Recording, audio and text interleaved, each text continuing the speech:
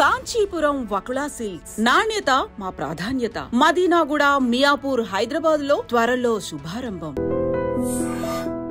Madam నమస్తే అండి. నమస్తే. మనం ఎంత పెద్దోళ్ళమైనా ఏదైనా కష్టం వచ్చి అమ్మని డబ్బులు అడిగితే వెంటనే ఇస్తారు. ఒకప్పుడు నిజంగానే పోపుల డబ్బాలోంచి తీసి డబ్బులు ఇచ్చేవాళ్ళు. ఇప్పుడంటే ఆన్లైన్లో ఎవరికైనా డబ్బులు ఇచ్చి ఆన్లైన్లో ఎవరితో ఒకరితో పంపిస్తున్నారు. అంటే అమ్మ దగ్గర డబ్బులు ఉంటాయి, దాచిపెడతారు. అయితే కొందరిని మనం చూస్తూ ఉంటాం. ఈ డబ్బులు ఉండడం ఎంతవరకు? కొంతవరకే. చాలా చాలా ఆస్తులు పాస్తులు ఏమి ఉండవు. సో అయితే అమ్మకి ఆర్థిక భద్రత ఉందా? సో ప్రతి ఇల్లాలకి ఆర్థిక భద్రత అనేది అవసరమా? చాలామందిని చూస్తూ ఉంటాము, డబ్బులు అడుక్కోవాల్సిన పరిస్థితి వస్తూ ఉంటుంది. అది ఎందుకు? దీనిలో మార్పు రావాలంటే ఏం చేయాలి? మంచి మాట అన్నారు. ఏమని అంటే, చిన్నప్పుడు అమ్మని అడిగితే పోపుల డబ్బాలో నుంచి తీసి మనకిస్తుంది. ఇప్పుడు కూడా ఏదైనా అవసరం ఉంది అంటే అమ్మ దాచుకున్న డబ్బులు మనకి ఇచ్చేస్తుంది. అమ్మ ఏది తనకంటూ ఏది దాచుకుంటుంది. ఆర్థిక భద్రత ఉండాలి అనేటటువంటి ఆలోచన రాదు. ఎంతసేపు ఏంటంటే, నేను ఇంకా ఏమిస్తే ఈ కుటుంబంకి నేను సాటిస్ఫై చేసిందని అవుతాను, ఇంకా ఏం చేస్తే వీళ్ళు నన్ను బాగా చూసుకుంటారు, నేను ఇంకా ఎంత చేస్తే నేను ఒక గుడ్ మదర్ని అవుతాను, లేదా ఇంకా ఎంత బాగా చేస్తే నేను మంచి భార్యను అనిపించుకుంటాను, లేదా నేను ఇంకెంత సర్దుకుపోతే నేను ఒక మంచి కోడల్ని అవుతాను, లేదా ఎవరితో మాట పడకుండా ఉంటాను అని ఎంతసేపు ఇవ్వడమే నేర్చుకొని ఉంటుంది. మీరు అడిగారు అసలు ఇల్లాలకి ఇలా అంటే కొన్ని సిచ్యుయేషన్స్ వస్తాయి, దాన్ని ఎలా చూడాలి అని చెప్పేసి. దాచిన ప్రతి రూపాయి కూడా సంసారానికే ఖర్చు పెట్టడం అనేది తను అలవాటు చేసేసుకుంటుంది ఫస్ట్ నుంచి కూడా. చివరికి కొన్ని పరిస్థితుల్లో ఏం జరుగుతుంది అని అంటే, అమ్మా ఇప్పుడు అంతా బాగున్నప్పుడు పిల్లలు తన చివరి వరకు, అవసాన దశ వరకు బాగా చూసేటటువంటి పిల్లలు ఉన్నారు అంటే వెల్ అండ్ గుడ్. లేదు, వాళ్ళు కూడా స్వార్థంతోటో లేదా వాళ్ళకి చేతగాని తనంతోటో, ఎందుకంటే వాళ్ళు కూడా వాళ్ళ సంపాదన సరిగా లేనటువంటి సిచ్యుయేషన్లోనో ఉన్నప్పుడు నిన్ను పోషించాలి అని అంటే వాళ్ళకి భారం అవుతుంది. మీరు అనుకోవచ్చు, చాలామంది వచ్చేటటువంటి క్వశ్చన్ ఏంటంటే, తల్లి ఎందుకు భారం ఫీల్ అవ్వదు? చూడండి, తల్లి బిడ్డలకి భారం అవుతుంది కానీ బిడ్డలు చచ్చిపోయేంత వరకు తల్లికి భారం కారు. అంటే తల్లి మనస్సు అంత గొప్పది, అంత విశాలమైనది, అంత బరువును మోయగలిగేటటువంటి శక్తిని తనకి తానుగా ఆ శక్తిని తనలో ఇముడ్చుకుని ఉంటుంది. కానీ మన దౌర్భాగ్యం ఏంటంటే, చాలా చోట్ల చూస్తాము తల్లిని రోడ్డు మీద వదిలేసిన తల్లుల్ని, బిచ్చమెత్తుకుని బతుకుతున్నటువంటి ఆడవాళ్ళని చాలా మందిని చూసినప్పుడు. అలాగే కొడుకు కోడళ్ళు బాగానే ఉంటారు, కూతుళ్ళు బాగానే సెటిల్ అయిపోయి ఉంటారు, కానీ వీళ్ళు ఇంకొకళ్ళ ఇంట్లో పని చేసుకొని బ్రతుకుతూ ఉంటారు.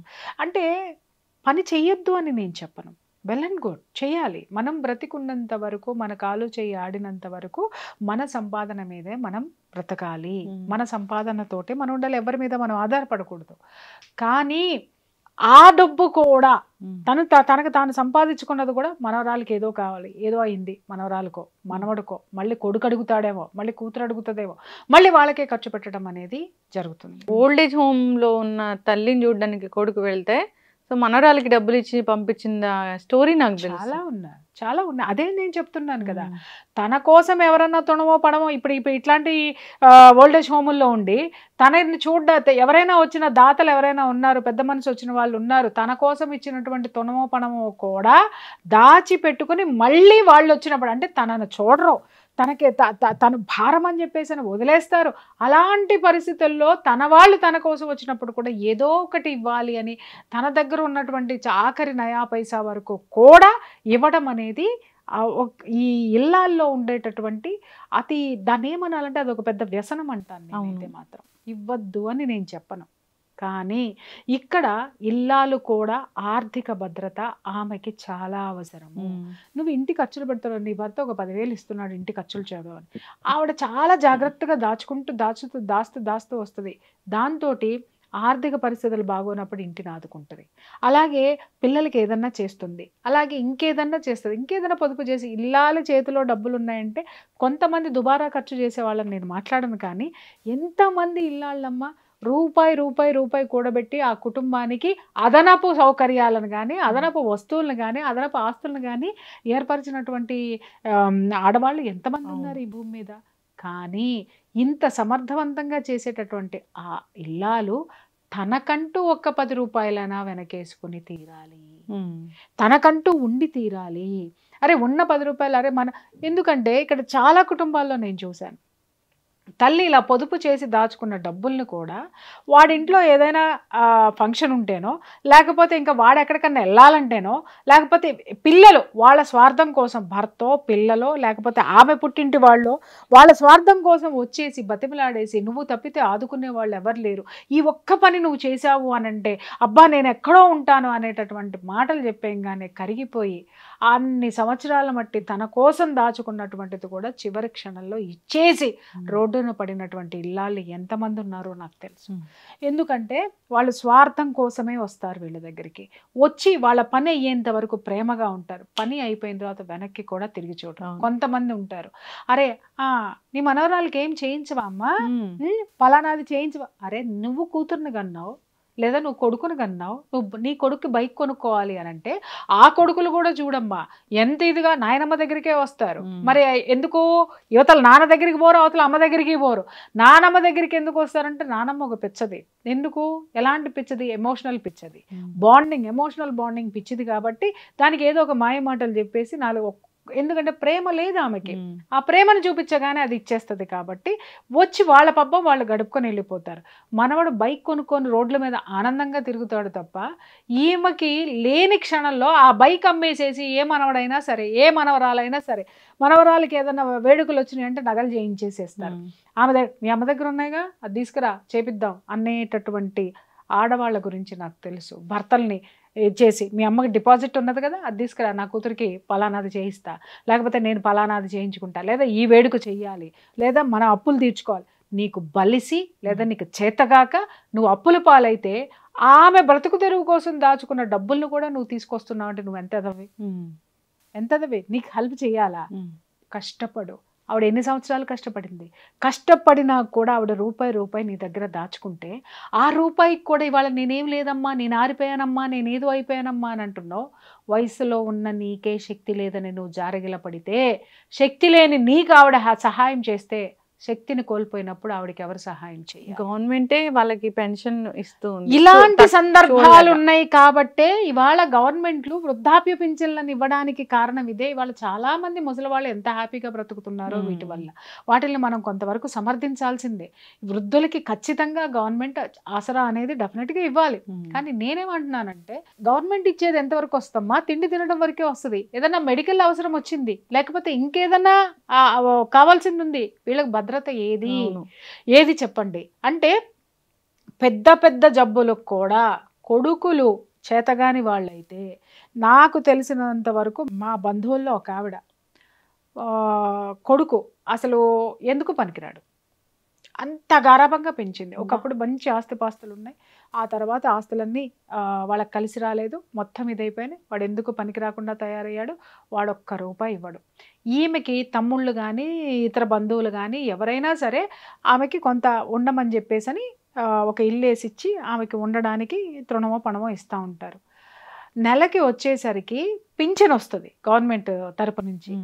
ఆమె ఒక పూట వండుకుని ఒక పూట ఇంకా మళ్ళీ రెండో వాళ్ళ ఇంటికి వెళ్ళి చేయి చాచి అడగదు, సొంత కొడుకు ఇంటికి వెళ్ళి కూడా ఆవిడ ఆత్మాభిమానం. కానీ ఎవరన్నా మాలాంటి వాళ్ళం ఏదైనా ఇచ్చినా, లేకపోతే గవర్నమెంట్ ఇచ్చిన పెన్షన్లో కూడా సగం వాడుకొని మిగిలింది సగం దాచి కొడుక్కిస్తుంది. ఇస్తుందా? మనం ఆ త్యాగాన్ని గుర్తించాలా. ఆవిడ హెల్త్ చాలా పాడైపోయింది. ఆవిడ వైద్యం చేయించుకోవడానికి ఈ డబ్బులు ఖర్చు పెట్టేస్తే నా కొడుకు ఇవ్వడానికి ఉండవేమో అని చెప్పేసి ఆవిడ ఎంత అనారోగ్య పాలైపోయి ఇవాళ ఏ ఒక్క రూపాయి లేకుండా మళ్ళీ అదే కొడుకు దగ్గర ఆర్థిక ఇబ్బందులతోటి ఉంది. అప్రయోజకులకి మీరు ఒక్క రూపాయి కూడా ఇవ్వకండి. ఇచ్చినంత మాత్రాన అది ఏమవుతుంది అనంటే అది మళ్ళీ తిరిగి రిటర్న్ రాదు. రిటర్న్ రాకపోగా అవసాన దశలో మనం కూడా వాళ్ళకి భారం అవుతాము. అది ఎంత దయనీయమైనటువంటి పరిస్థితి. ఇంకొకటి ఏంటి అనంటే కొన్ని కుటుంబాల్లో అనాథరణాలయంలో జార్చరు, ఎందుకంటే పరువులు పోతాయి. అలాగని ఇంట్లో కూర్చోబెట్టి 2 పూట్ల తిండి పెట్టలేరు, అలా కూడా ఉంటది. అందుకే నేను ప్రతి ఒక్కళ్ళకి చెప్తున్నా, మీ తదనంతరం ఎవరికైనా ఏదైనా ఇవ్వండి తప్ప మీరు ఉన్నంత వరకు ఇవ్వాల్సింది ఇవ్వండి.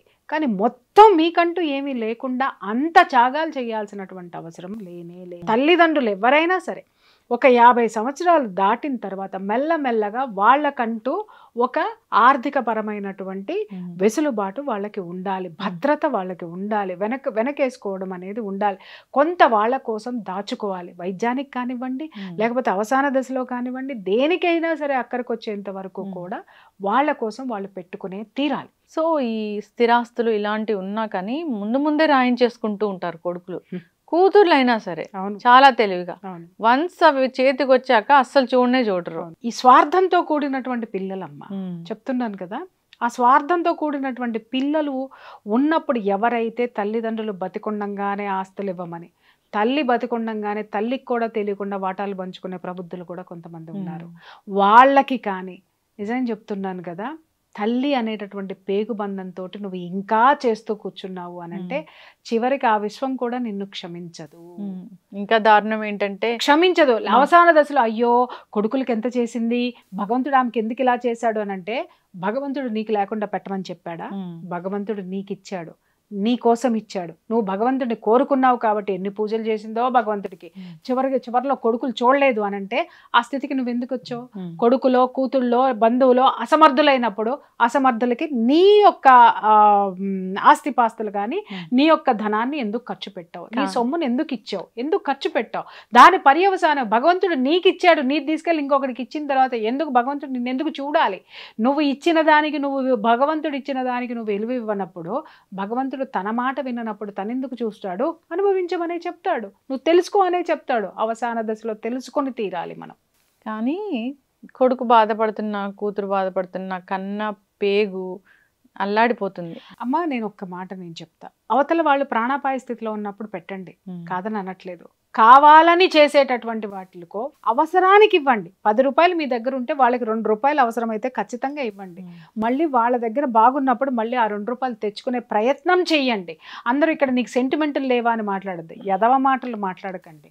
రూపాయి దొరకని రోజున, రోడ్డు మీద పడిన రోజున కన్న కొడుకు కోడలు ఏం చేసినా లోపల కడుపులో ఆకలి ఎన్ని రోగాల్ని తీసుకొచ్చి పెడుతుందో, ఈ మంచాన పడిన రోజున ఎంతమందిని మీరు తిట్టుకుంటారు. అప్పుడు ఏ బంధాలు బంధుత్వాలు పనికిరావు, కేవలం కన్నీళ్లు మాత్రమే మిగిలేది, మంచంలో కూడా మిగిలేది.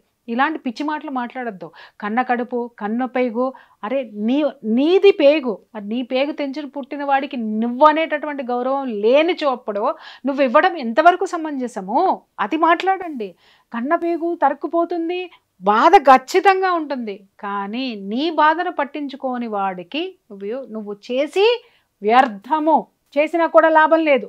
లాభం లేనటువంటి వాడు కనీసం నీకు నువ్వు బ్రతుకు, నువ్వు ఇంకొకటి యదాన పడకుండా అనాథ ప్రత సంస్కారం చేయాల్సి వస్తుంది చివరికి నీ శవానికి కూడా. ఎందుకు? దాన్ని ఏమంటారు, పిచ్చి ప్రేమల్లో పడిపోయి, విలువలేనటువంటి ప్రేమల్లో కూరుకుపోయి, పిచ్చి బంధాల్లో పడిపోయి. పిచ్చి బంధాలంటే ఏమంటున్నాను, చక్కగా చూసేవాళ్ళని నేను అనట్లేదమ్మా. కేవలం తల్లిదండ్రుల దగ్గర కూడా స్వార్థాన్ని నటించే, ప్రేమను నటించి స్వార్థంతో మొత్తం దోచుకునే పిల్లల విషయంలో ఉన్న తల్లిదండ్రులకు మాత్రమే నేను ఇది, తల్లులకి ముఖ్యంగా చెప్తున్నాను. ఎందుకంటే వాళ్ళకి ఆర్థిక భద్రత చాలా అవసరము. వాళ్ళు ఉన్నప్పుడే 1 రూపాయి వాళ్ళు దాచుకొని తీరాలి, వాళ్ళు కఠినంగా ఉండే తీరాలి. వీళ్ళు కఠినంగా ఉంటేనే అవతల వాళ్ళు మారే అవకాశాలు ఉంటాయి, లేదా వీళ్ళ జీవితము చాలా పీస్ఫుల్గా వెళ్ళేటటువంటి స్థితి ఉంది. ఇంతవరకు పెంచాలి, ఈ విధంగా ఉంచాలి, దాని తర్వాత మనం ఏంటో మనం చూసుకోవాలి, లేదా ఫస్ట్ నుంచి కూడా ప్రతి ఇళ్లలో ఆర్థిక భద్రత అనేది తనకు తాను కల్పించుకోవాలి. సో జాబ్ చేస్తూ కూడా చాలా మంది మొత్తం దారపోస్తూ ఉంటారు, భర్త దాన్ని మెయింటైన్ చేస్తూ. విషయం కూడా చెప్తున్నా, చాలా మంది గవర్నమెంట్ ఎంప్లాయీస్ రిటైర్డ్ అయిపోయిన తర్వాత వచ్చే పెన్షన్ డబ్బులను కూడా కొడుకో కోడలో వచ్చి ఏదో ఒకటి చెప్పి తీసుకుపోతారు, లేదా కొడుకు వచ్చి బలవంతంగా పెన్షన్ తీసుకుని పోతాడు. లేదు, కొడుకు కోడలు ఇంట్లో ఉంది అనుకుందాం, పని మనిషి కంటే హీనంగా బతుకుతూ ఆ పెన్షన్ డబ్బులు అది కొడుకు దగ్గరికి ఇవ్వాలి. ఎందుకమ్మా ఇట్లా ఉంటున్నారు? హాయిగా ఏదైనా ఓల్డేజ్ హోమ్ లో ఉండొచ్చు, లేదా పేయింగ్ గెస్ట్ గా ఉండొచ్చు కదా అని అంటే, కొడుకులు కదండి ఎట్లా వదిలేస్తామండి. విలువలు లేని చోట నువ్వు బ్రతుకుతూ, బురదగుంట్లో బ్రతుకుతూ నువ్వు గబ్బొస్తుందని ఎట్లా మాట్లాడతావు? నీ మీద ఎందుకు జాలి చూపించాలి? అది బురదమ్మా బయటికి రామ్మా అని అంటే, బురద కదండి మా ఇంటి ముందు ఉన్నదే కదండి ఎట్రానండి అని అంటే, నీ ఇంటి ముందున్నా నీ ఇంట్లో ఉన్న బురదే, అది గబ్బే కొడుతుంది. ఆ గబురు వదిలించుకొని బయటకు వస్తే ఆరోగ్యవంతంగా ఉంటావు. అదే నేను చెప్తున్నాను. ఆ పిచ్చి సెంటిమెంట్లతోటి ఉండి మిమ్మల్ని మీరు నరకం పెట్టుకోవడం అనే దాన్ని భగవంతుడు కూడా హర్షించడు. తన్ను మాలిన ధర్మం మొదలు చెడ్డబేరం. ఫస్ట్ నిన్ను నువ్వు సంస్కరించుకో, నీకు నువ్వు భద్రతనిచ్చుకో, ఆ తర్వాతే ఎవరినైనా సరే.